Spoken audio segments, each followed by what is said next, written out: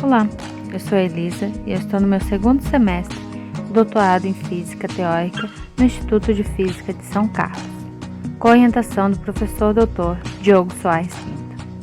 Vou apresentar a vocês meu trabalho desenvolvido durante meu mestrado na Universidade Federal de Santa Catarina, com o título Correlações Quânticas no Modelo DQC1. Esse trabalho foi uma parceria entre meu orientador de mestrado, Eduardo Duzioni, Dr. Tiago Maciel e o professor Diogo, agora meu orientador de doutorado.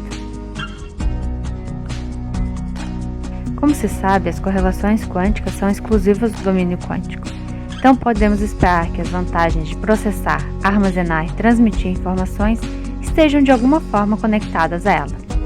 No caso de processamento da informação, para se ter uma aceleração em relação aos algoritmos clássicos, a computação quântica com estados puros requer emaranhamento. No entanto, esse requisito não é claro para a computação quântica com estados mistos. O modelo de computação que eu vou apresentar aqui é a computação quântica determinística com um qubit, chamada DQC1. É um modelo restrito de computação quântica que usa uma configuração simples de um único qubit no estado puro e N outros numa mistura estatística.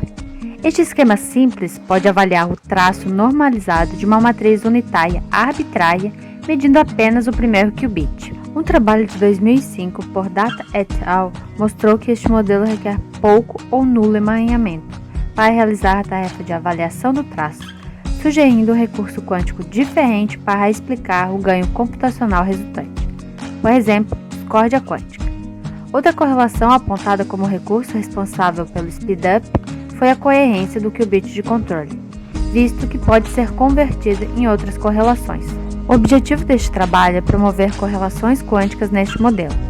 Como no modelo DQC1 padrão, apenas discórdia quântica e coerência estão presentes para 2 qubits, então usamos a pós-seleção para purificar o qubit auxiliar, de modo que o emaranhamento e a não localidade de Bell sejam criados.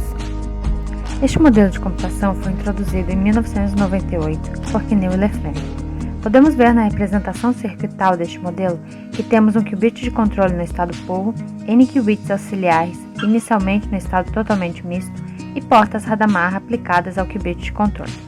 A computação é realizada por um controle unitário entre o qubit de controle e o auxiliar. O qubit de controle pode ser escrito como ρ0, onde σz é a matriz de Pauli-Z, um certo grau de coerência controlado por alfa, que pode variar de 0 a 1, e além disso, os N qubits podem ser descritos pela identidade normalizada.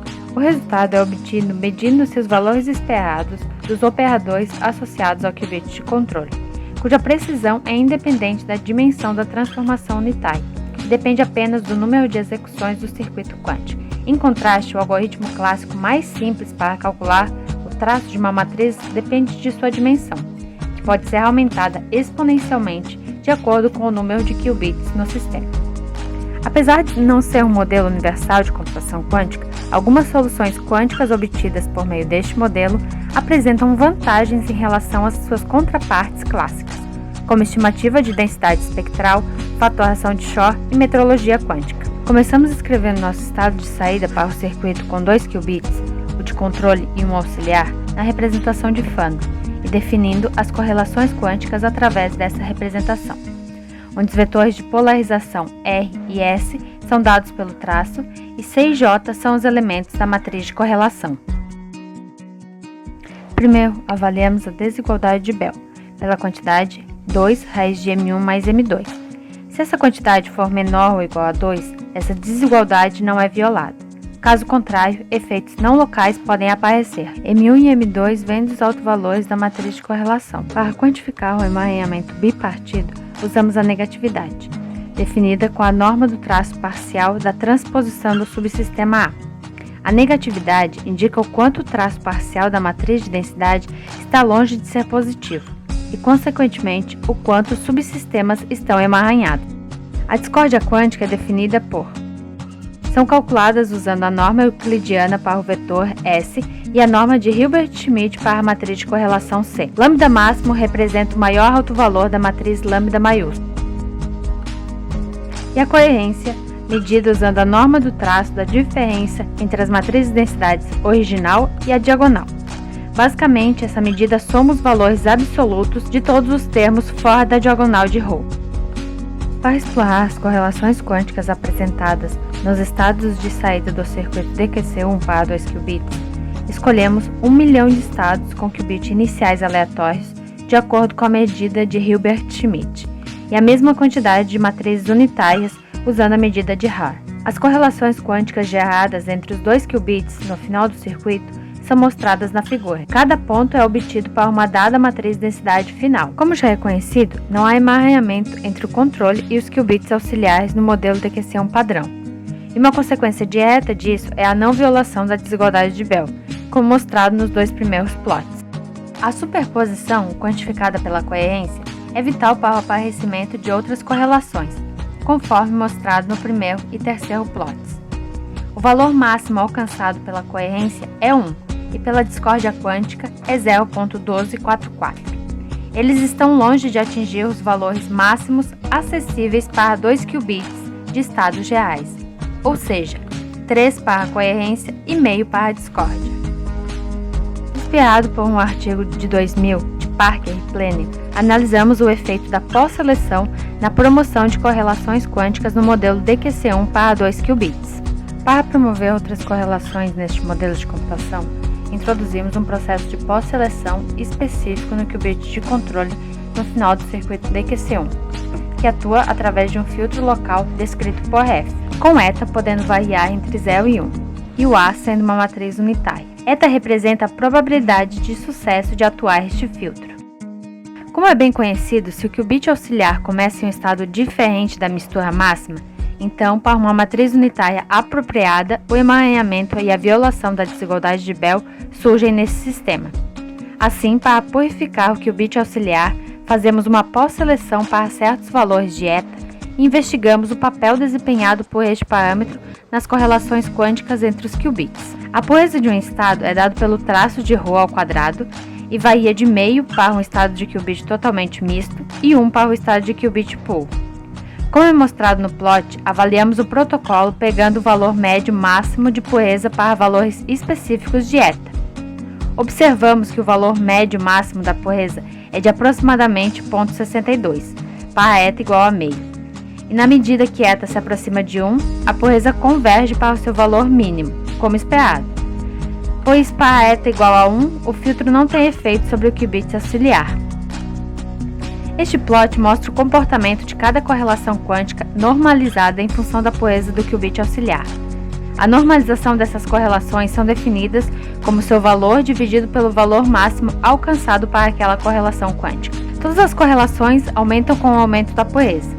Destacamos que mesmo sem uma purificação significativa do qubit auxiliar, já alcançamos o emaranhamento não nulo e a não localidade de Bell.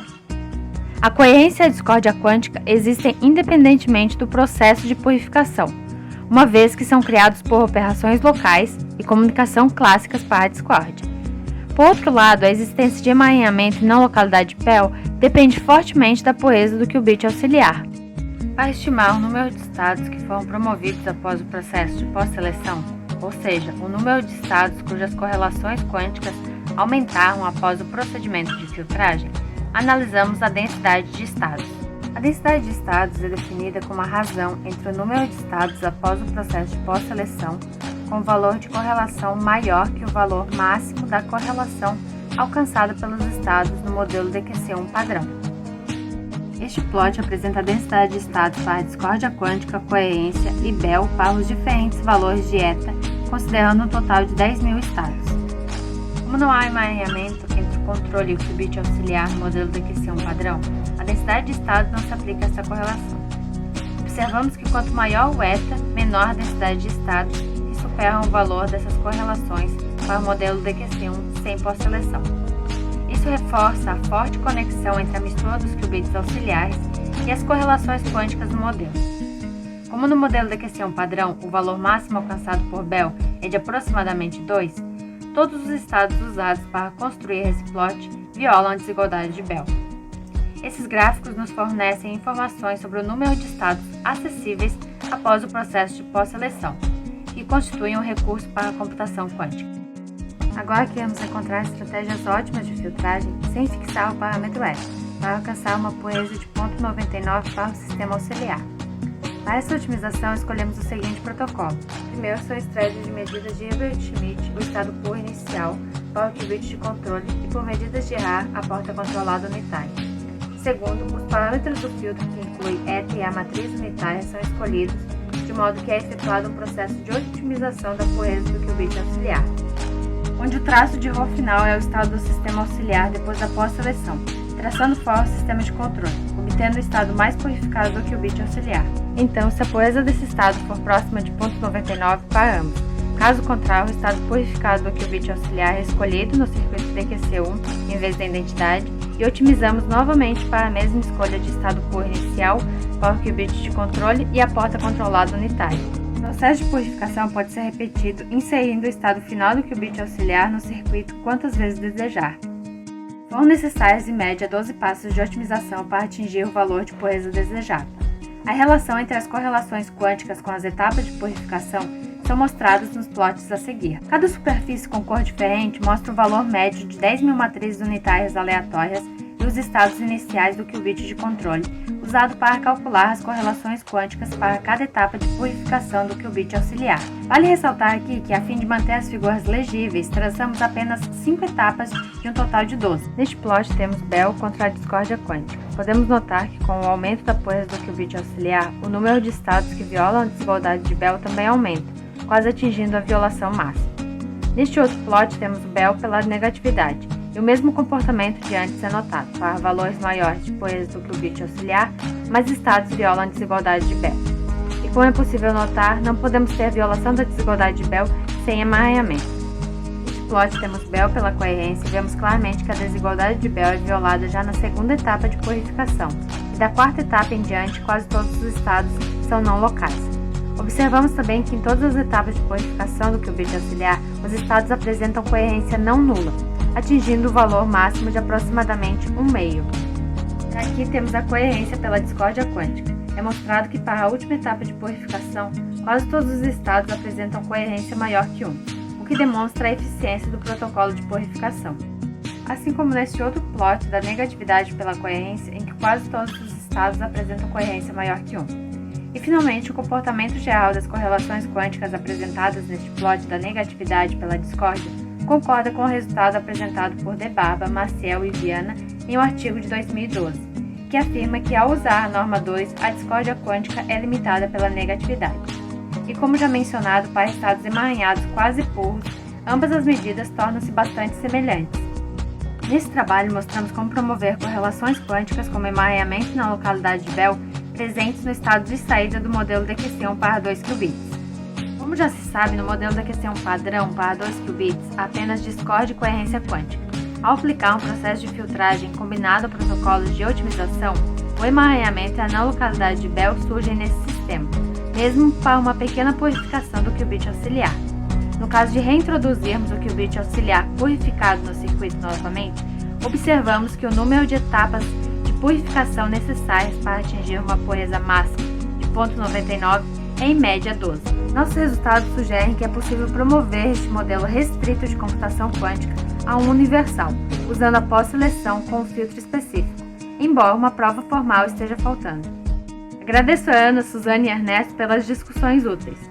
Além do apoio financeiro das agências de fomento brasileira, CAPES, CNPq e o Instituto Nacional de Ciência e Tecnologia da Informação Quântica, o INCT.